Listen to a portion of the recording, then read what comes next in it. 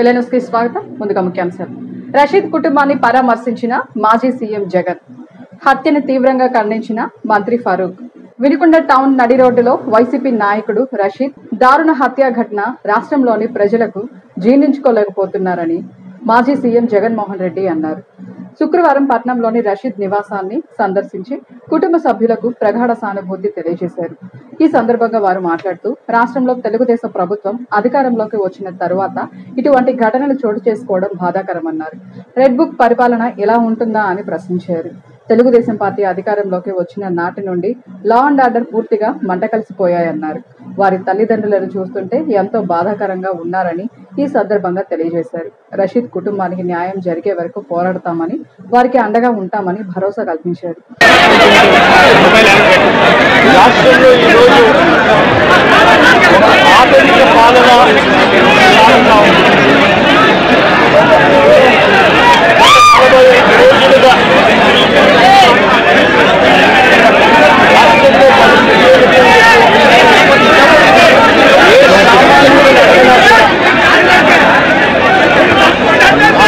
సామాన్యుడి నోట్లో నుంచి కూడా వచ్చే మాట ఒకటి, ఈ రాష్ట్రంలో లా అండ్ ఆర్డర్ లేదు, ఈ రాష్ట్రంలో ఆర్థిక పాలన సాగుతా ఉంది, ఈ రాష్ట్రంలో తెలుగుదేశం పార్టీ వారు ఎవరైనా సరే వాళ్ళు తెలుగుదేశం పార్టీ వారు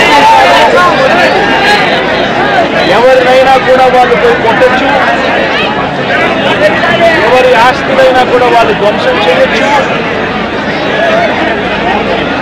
ఎవరినైనా ఎవరి మీదైనా హత్య ప్రయత్నం చేయొచ్చు.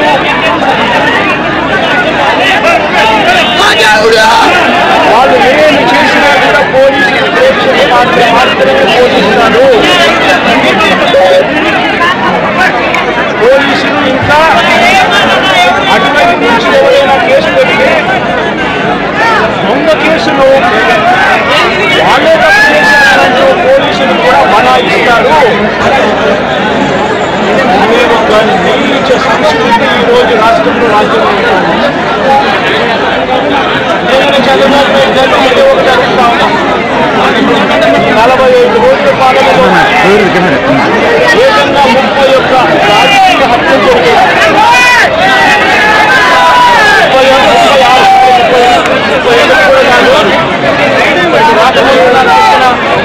నాకు ఎప్పుడు సంఖ్య 36. 45 రోజుల్లో దాదాపుగా 36 రాజకీయ హత్యలు,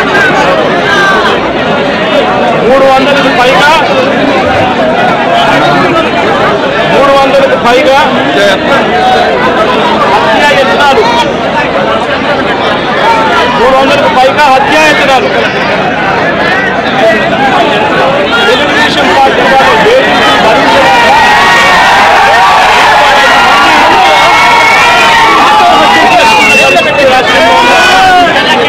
భరించలేక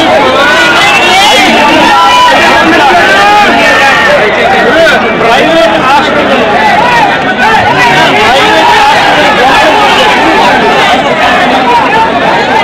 ఇంకో చొరబడుతున్నారు, హాస్పిటల్ చేస్తూ ఉన్నారు, షాపులు కాల్ చేస్తూ ఉన్నారు. వైఎస్ఆర్సీపీ సానుభూతి వల్ల శ్రీని చెట్లు నరికిస్తూ ఉన్నారు. ప్రైవేట్ 560 కోట్ల ప్రైవేట్ వాళ్ళను ధ్వంసం చేశారు. 400 చోట్ల 430 చోట్ల ప్రభుత్వ ఆస్తిని ధ్వంసం చేశారు.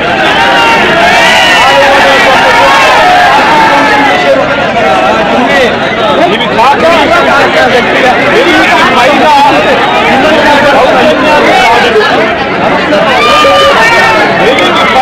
అతి పురాతనమైన కొండమెట్ల వద్ద వేంచేసి ఉన్న శ్రీ లక్ష్మీ నరసింహస్వామి తొలి ఏకాదశి తిరునాళ్ల మహోత్సవం 3వ రోజు కార్యక్రమాల్లో భాగంగా తిరుమల తిరుపతి దేవస్థానం వేద పండితులతో శ్రీ లక్ష్మీ నరసింహస్వామి శాంతి కళ్యాణ మహోత్సవ కార్యక్రమాన్ని 11 మంది దంపతులు పీటలపై కూర్చొని స్వామివారి కళ్యాణ మహోత్సవాన్ని కన్నుల పండుగగా నిర్వహించారు. ఆలయ కార్యనిర్వాహక నిత్య అన్నదాన సేవకులు జాజుల మాల్యాద్రి ఆధ్వర్యంలో ఈ కార్యక్రమాన్ని ఆలయ ప్రధాన సేవకులు అన్నదాన కమిటీ వారి సహకారంతో ఈ కార్యక్రమంలో స్థానిక శాసనసభ్యులు జీవి ఆంజనేయులు స్వామివారికి ప్రభుత్వం తరపున పట్టు వస్త్రాలు అందజేశారు. వారు మాట్లాడుతూ నిత్య అన్నదానం జరుగుతున్న లక్ష్మీ నరసింహస్వామి దేవస్థానంలో అద్భుతమైన కార్యక్రమం నిర్వహిస్తున్న ఆలయ కమిటీ వారిని ప్రత్యేకంగా అభినందించారు. అనంతరం అన్నదాన కార్యక్రమాన్ని ఏర్పాటు చేశారు. తొలి ఏకాదశి తిరునాళ 3వ రోజు కార్యక్రమం లక్ష్మీ నరసింహస్వామి వారి శాంతి కళ్యాణాన్ని తిరుమల తిరుపతి దేవస్థానం వారి ఆధ్వర్యంలో ఈ రోజున తెల్లవారుజామున 6 గంటల నుంచి కార్యక్రమాన్ని ఏర్పాటు చేయడం జరిగింది. అదేవిధంగా సామూహికంగా దంపతులు 11 మంది పీటలపై కూర్చొని ఈ కార్యక్రమంలో పాల్గొన్నారు. ఈ యొక్క కార్యక్రమం 3 రోజుల కార్యక్రమంగా తొలి ఏకాదశి పండుగ తిరునాళ మహోత్సవాన్ని లక్ష్మీ నరసింహస్వామి దేవస్థానం 10వ వార్షికోత్సవ ఆహ్వానాన్ని మన పట్టణంలో ఉన్నటువంటి అందరూ కూడా తెలియజేయడం జరిగింది. మరి లక్ష్మీ నరసింహస్వామి దేవస్థానానికి మహిళా భక్తులు సహకారాలతో అన్ని కార్యక్రమాలు కూడా నిర్వహిస్తున్నాం. చక్కగా పండగకి వాతావరణం చల్లబడింది. మరి వర్షాలు బాగా కురవాలని లోక కళ్యాణార్థం ఈ యొక్క కార్యక్రమాన్ని లక్ష్మీ నరసింహస్వామి దేవస్థాన సేవకులు, భక్త బృందం, అన్నదాన కమిటీ, ఆలయ అర్చక స్వాముల ఆధ్వర్యంలో ఈ కార్యక్రమం నిర్వహిస్తున్నాం. ఈ యొక్క నియోజకవర్గం పాడి పంటలతో సుఖశాంతులతో ఉండాలని మరి స్థానిక శాసనసభ్యులు జీవి ఆంజనేయులు గారి నేతృత్వంలో మక్కిన మల్లికార్జునరావు మాజీ శాసనసభ్యుల సహకారంతో ఈ నియోజకవర్గం అభివృద్ధి పరంగా ముందుకు వెళ్ళాలని, లక్ష్మీ నరసింహస్వామి వారి ఆశీర్వాదం ముందుకు వారిపై ఎప్పుడు ఉండాలని, అదేవిధంగా పరమ పూజ్య శ్రీ హిమాలయ గురువు గారి ఆధ్వర్యంలో అఖండ జ్యోతి బ్రహ్మాండ కార్యక్రమాన్ని వినకొండ పట్టణ ప్రజలందరూ కూడా ఆ యొక్క కార్యక్రమాన్ని పులకించిపోయారు. ఈ సందర్భంగా గురూజీ గారికి కూడా ప్రత్యేక ధన్యవాదాలు, ఆ భక్త బృందం అందరూ కూడా ధన్యవాదాలు తెలియజేస్తున్నాం. ఈ యొక్క తొలి ఏకాదశి పండుగ సందర్భంగా ఎంతో మంది దాతలు ముందుకు వచ్చి పండగకు వచ్చేసినటువంటి భక్తులందరూ కూడా స్వచ్ఛందంగా మరి పులిహోర, మజ్జిగ, అన్నదాన కార్యక్రమాలు ఏర్పాటు చేసినటువంటి దాతలందరూ కూడా లక్ష్మీ నరసింహస్వామి దేవస్థానం తరఫున ప్రత్యేక ధన్యవాదాలు తెలియజేస్తున్నాం. మరి ఎప్పుడు కూడా లక్ష్మీ నరసింహస్వామి దేవస్థానం లోక కళ్యాణార్థం మాత్రమే కార్యక్రమాన్ని నిర్వహిస్తున్నాం. ఈ యొక్క భక్తులు దాతల సహకారంతో మరవలేంది ఈ యొక్క స్వామివారి విశ్వమాత గో సంరక్షణ ఆశ్రమ నిర్మాణంలో పాల్పంచుకొని సహాయ సహకారాలు అందించారు. ఈ రోజున సంకల్పంగా ఈ యొక్క మండపంలోని కార్యక్రమాన్ని ఏర్పాటు చేసుకొని స్వామివారి కళ్యాణ మహోత్సవ కార్యక్రమాన్ని నిర్వహించుకున్నాము. సహకరించినటువంటి అందరికీ కూడా ప్రత్యేక ధన్యవాదాలు తెలియజేస్తున్నాం. రక్తదానం చేసి ప్రాణదాత అయిన మానవ సేవా సమితి సభ్యులు ఇండూరి లక్ష్మయ్యని మానవ సేవా సమితి స్వచ్ఛంద సేవా సంస్థ కార్యనిర్వాహక అధ్యక్షుడు పివి సురేష్ బాబు అభినందించారు. ఈ సందర్భంగా పివి సురేష్ బాబు మాట్లాడుతూ సమాజహిత కార్యక్రమాలు, ప్రజాహిత కార్యక్రమాలు చేయడంలో ముందుంటామని, అత్యవసరంగా రక్తం అవసరమైనప్పుడు మానవత్వం చాటుకుంటున్న మానవ సేవా సమితి సభ్యులకి హృదయపూర్వక అభినందనలు తెలియజేశారు. వినుకొండ పట్టణంలో ఇరువురు వ్యక్తుల వ్యక్తిగత కక్షల కారణంగా జరిగిన హత్యను తీవ్రంగా ఖండిస్తున్నామని, నిందితులు ఎంతటి వారైనా కఠిన చర్యలు తప్పవని రాష్ట్ర మైనారిటీ సంక్షేమ న్యాయ శాఖ మంత్రి ఎండి ఫరూక్ అన్నారు. గురువారం వినుకొండకు వచ్చిన ఆయన స్థానిక టీడీపీ కార్యాలయంలో విలేకరులతో మాట్లాడారు. వినుకొండకు చెందిన షేక్ రషీద్, జిలానీలు ఇద్దరు వైసీపీ వారేనని, గతంలో ఇరువురి మధ్య జరిగిన ఘర్షణల పట్ల గత వైసీపీ ప్రభుత్వం చర్యలు తీసుకోకపోవడం, ఒక వర్గాన్ని ప్రోత్సహించడం వలన ఇటువంటి ఘటన జరిగిందన్నారు. చిలకలూరుపేట, కర్నూలు, మాచర్ల తదితర ప్రాంతాల్లో కూడా ఇలాంటి దాడులు జరిగాయని, నియంత్రణ లేకపోవడం వలన అనేక మంది నష్టపోయారన్నారు. ఇప్పటికే అధికారులు రాష్ట్ర వ్యాప్తంగా మారలేదని, గత వైసీపీ పాలకులతో అంటకాగిన వారే ఉండడం వలన ఇలాంటి ఘటనలు జరుగుతున్నాయన్నారు. వినుకొండలో రషీద్ హత్య కేవలం గత పాలకులే కారణమని ఆయన ఆరోపించారు. ఆంజనేయులు గారు చెప్పారు ఈ సంఘటన గురించి, బట్టి మా చిలుకులు పెట్టి జరిగిందని చెప్పి, మరి ప్రశాంత వారణం ఉండేది, అన్నదం లేకుండా చిలుకులు పెట్టి ఉండే సంఘటన జరిగినాయంటే మరి లాండ్ ఆర్డర్ గతంలో ఏ రకంగా ఉండేది మీరు అందరూ ఆలోచించుకోవాల్సిన అవసరం ఉంది. దూరం ప్రోత్సహించిన వారు ఎవరు కూడా మీకు అందరూ మీరు చెప్పాల్సిన అవసరం లేదు. ఆ గత ప్రభుత్వంలోనే ప్రోత్సహించారు. అది ఆ ప్రభుత్వంలో అరికట్టింటే ఎవరు జరిగేది కాదు. మా సంఘటన కూడా జరిగి 4 నెలల క్రితం జరిగిన ఎన్నికలకు 2 నెలల ముందు. అప్పుడు కూడా పోలీసు వాళ్ళు ఎవరు ఆడుకుంటారు. రెడ్డిబొడ్డున పట్టపగరు మధ్యాహ్నం 1:30 జరిగింది ఆ ఇన్సిడెంట్.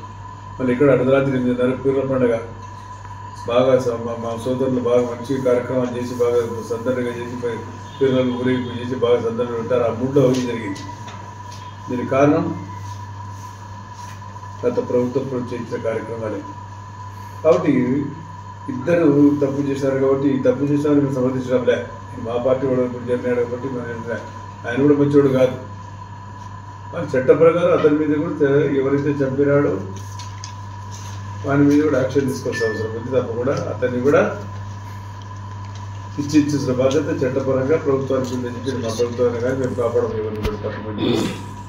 తెలుగుదేశం పార్టీ బాధ్యత, చంద్రబాబు బాధ్యత, తెలుగుదేశం బాధ్యత అని చెప్పడం అనేది చేస్తాం పొరపాటు. ప్రభుత్వం మీద లా అండ్ ఆర్డర్ అయితే ముందు నుంచి కూడా కాపాడుకోం. ఒక వర్గానికి ఒక పక్క ఒక పార్టీకి చేస్తే ఇక్కడ సంగతులు వస్తాయి. నిమిత్తం ఆయనంతగా ప్రవర్తించుకోవాలి. దీనికి కారణం ఆయనే.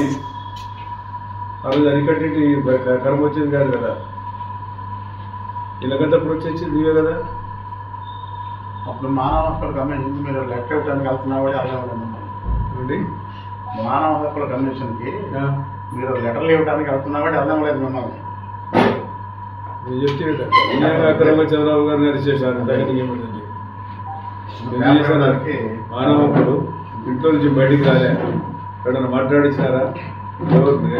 ఏదో వెనుకూడలోనే అక్కడ నష్టపడి జరగదు. కొత్తపల్లి హౌస్ అరెస్ట్ బాబు ఎయిర్పోర్ట్ చంద్రబాబు పోనీలే, హైదరాబాద్ కొడుకు పెట్టుకుంటే పోతే ఆయన పోనీలే, ఆ రోజు ఫంక్షన్ పెట్టుకుంటే పవన్ కళ్యాణ్ గారిని పోనీలే, మళ్ళీ వ్యక్తిగతంగా పవన్ కళ్యాణ్ భార్యను చంద్రబాబు అడ్మినిస్ట్రేషన్ అంతా దుర్మార్గం. జనం అప్పుడే మర్చిపోయారా ఎవరిని పరామర్శించడానికి వస్తున్నాడు ఆయన? ఆయన అంతగా అంత పోలీసులు చేసుకోవాల్సిన అవసరం ఉంది. ఆయన నీవు పోషించిన వాళ్ళే కదా వాళ్ళిద్దరు. బుధవారం రాత్రి వినుకొండలో జరిగిన హత్య కేసులో అన్ని కోణాలలో లోతుగా దర్యాప్తు చేపడుతున్నామని, ప్రస్తుతం నిందితుడు జిలాని అదుపులో ఉన్నాడని, అతనితో పాటు ఉన్న మరికొంతమంది పరారీలో ఉన్నట్లు ఐజీ సర్వశ్రేష్ఠ త్రిపాఠి వినుకొండ పోలీస్ స్టేషన్లో నిర్వహించిన మీడియా సమావేశంలో వెల్లడించారు. ఈ హత్య కేసులో వ్యక్తిగత కారణాలే కనబడుతున్నాయని, మరింత లోతుగా విచారించి నిందితులు ఎవరైనా కానీ కఠినంగా శిక్షిస్తామని, హత్య చేసిన జిలానీతో పాటు హతమైన రషీద్పై కూడా పాత కేసులు ఉన్నాయన్నారు. అనంతరం హత్య కేసులో పూర్తి వివరాలు జిల్లా ఎస్పీ కె శ్రీనివాసరావు వెల్లడించారు. మనం విచారిస్తాము మనకి అక్కడ ఫిజికల్ సాక్ష్యాలు ఏమున్నాయి, అది దాని తర్వాత ఇంకా సర్కమ్స్టెన్షియల్ ఎవిడెన్స్ ఏమున్నాయి అది కూడా చూసుకుంటాము. టెక్నికల్ గా ఎవిడెన్స్ ఉంటే అది కూడా మనం సేకరిస్తాము. దాని వెనుక ఎవరైనా ఉంటే అది కూడా మనం చూస్తాము. That who is the person behind him ఏదైనా ఉంటే ప్రతి కోణాలతో మనం విచారిస్తూ we will take very very tough action. దాంట్లో డౌట్ లేదు.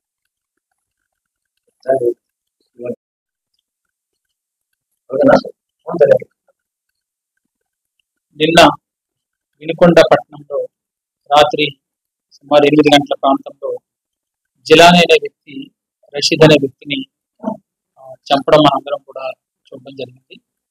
ఈ కేసుకు సంబంధించి నేపథ్యాన్ని గమనిస్తే ఇందులో అక్యూజ్డ్ ఎవరైతే ఉన్నాడో జిలానీ మీద 3 కేసులు రిపోర్ట్ అయి ఉన్నాయి.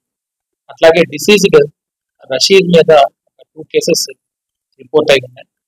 వీళ్ళిద్దరికీ కూడా గతంలో వైరం అనేది వీళ్ళిద్దరి మధ్యన కూడా ఉంది. సుమారుగా 2022 ముందు ఈ పిఎస్ ఖాన్ అనే వీళ్ళిద్దరూ కూడా కలిసి ఆయనతో పాటు ఉండడం జరిగింది. 2022 తరువాత వీళ్ళిద్దరి మధ్యన వైరుధ్యం పెరిగి వేరువేరుగా వెళ్ళిపోవడం అనేటువంటిది జరిగింది.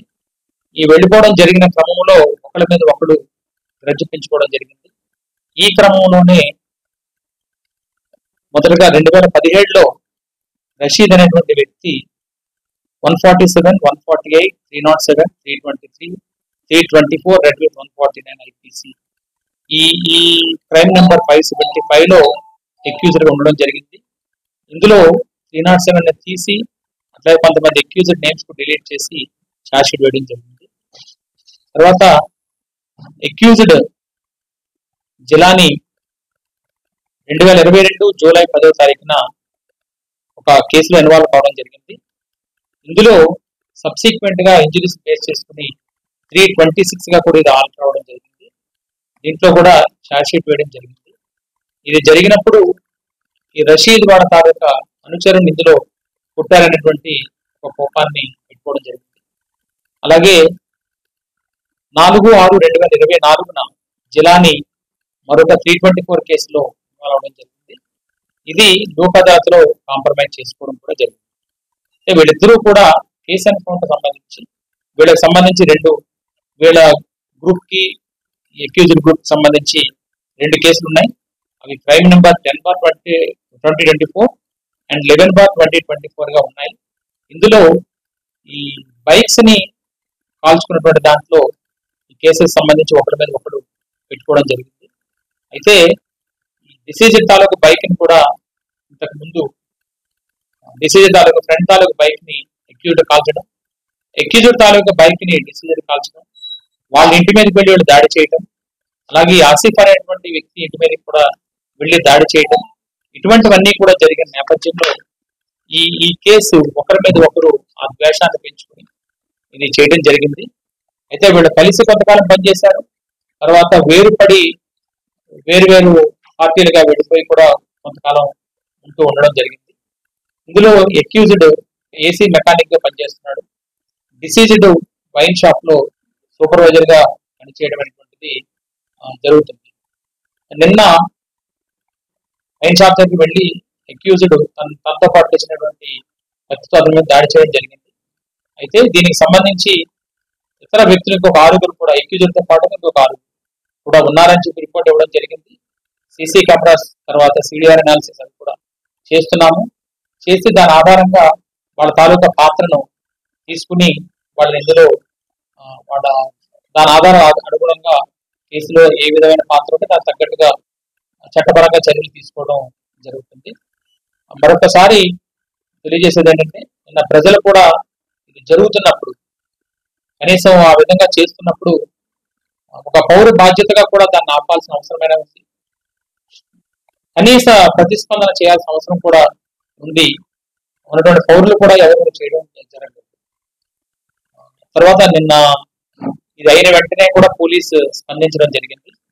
వాళ్ళని ఇప్పుడు కూడా తదుపరి కార్యక్రమాలన్నీ కూడా మేము టేకప్ చేస్తున్నాము. కుటుంబాలు ఏవైతే ఉన్నాయో వాళ్ళందరికీ కూడా పోలీస్ తరఫున ఏవైతే చేయగలుగుతామో వాటిని చేస్తాము. పోలీస్ తరఫున ఇచ్చేది ఏంటంటే పల్నాడు జిల్లాలో ఇటువంటివి ఎక్కడైనా రిపీట్ అయితే ఈసారి అయితే ఈసారి కాదు ఎప్పుడు కూడా చూస్తూ ఊరుకునేటువంటి పరిస్థితి లేదు. పోలీస్ పరంగా ఏవైతే తీసుకోవాలో కఠినంగా వాటిని అమలు చేస్తాము. అన్నెసరీగా చదువుకునే పిల్లలు వేరే వాటికి లోనయ్యి ఇన్వెస్టిగేట్ అయ్యి ఇటువంటి కేసులో రావద్దని కూడా చెప్తున్నాము. వాళ్ళ తల్లిదండ్రులు కూడా వీటిని చూసుకోవాల్సిన బాధ్యత ఉందని కూడా ఈ అందరికీ కూడా తెలియజేస్తాం. ఇంతటితో వెళ్ళానే సమాప్తం. తిరిగి రేపటి వెళ్ళానేలో కలుసుకుందాం. నమస్కారం.